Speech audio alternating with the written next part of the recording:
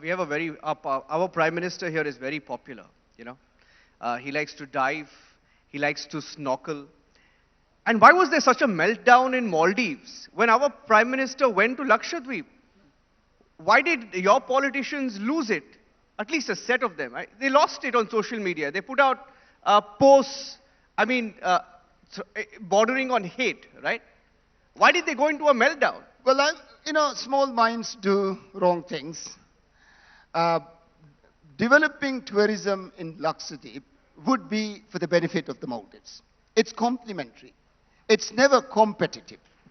When Sri Lanka grows, when Sri Lankan tourism prospers, it's always a benefit to the Maldives. Someone who is going to Lakshadweep is more likely to come to the Maldives as well because you've been there and there is another destination right next door. So very often people take these multiple destination tours.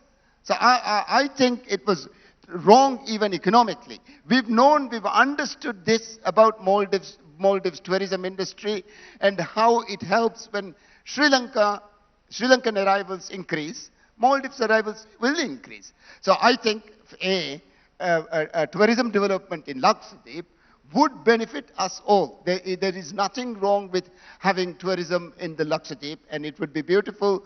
I am sure it can be done. And I believe a lot of our own entrepreneurs, because they have a very good experience on developing resorts, they probably have better experience in this region in developing resorts, and they would jump to the occasion. Yes.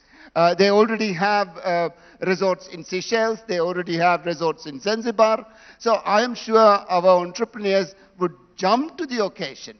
And they do want this. They've been wanting tourism development in Minico Islands as well. So I think, to start with, this was wrongly thinking, and it was small minds talking about silly things. And I'm glad that these low-level government officials have now been removed. And these are activists who suddenly was brought into government, and then they just kind of ran on the wrong side. Sad, and I am sorry. Yeah. I am extremely sorry that they have done this.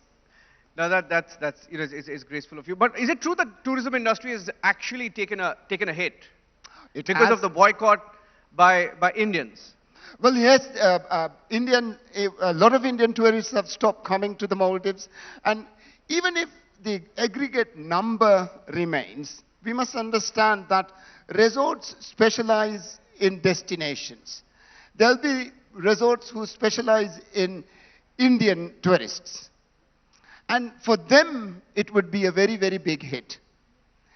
So the boycott campaign here has hurt us. And again, I've come here to tell you, please come to the Maldives. And you must win our hearts and our minds. They are with you. To hit us back is, I am sure that's not the view of the Honorable Prime Minister. I know the Honorable Prime Minister very well. I'll tell you, I don't know if I'm allowed to say this, but Laila, my wife, when she asked the Prime Minister not to come to the Maldives while I was in prison, the Prime Minister not only not came to the Maldives, but got me out as well. So I can go on saying so many instances, and our relationship with the Honorable Prime Minister is very rich, very friendly, and I am sure it will continue. Yeah. Finally, I had a classmate. I had a few classmates when I studied in Bangalore, a city in Karnataka. And, they're back in the Maldives, and some of them are in the tourism business. And they tell me it started with India out, but the mood now is Muizu out. Is that true? Is that going to happen? Well, you see, when you go against entrepreneurship, when you actually hurt your own people, it will be difficult to win their hearts. It will be difficult to get their support. So I think the President, Dr. Moise, would realize what has happened, and he will have to change course, redirect himself, and see that we remain strongly together. This is not the path that we should take. All right, he's traveled all the way from Ghana in Africa to be with us at the Republic Summit this year, and he's going back to Ghana after this. So, big round of applause for President Nasheed. There's one more little thing, Yeah. right? Going to the topic, what should India do in the coming decade? India, I believe, will save the planet. I am very sorry, this hasn't come up here. We have to decarbonize. We have to find a low carbon development strategy that would give us the same economic outcomes, but without damaging the planet. The biofuels that your energy minister was talking about, I was very excited about it. The renewables that you are bringing, your net zero targets.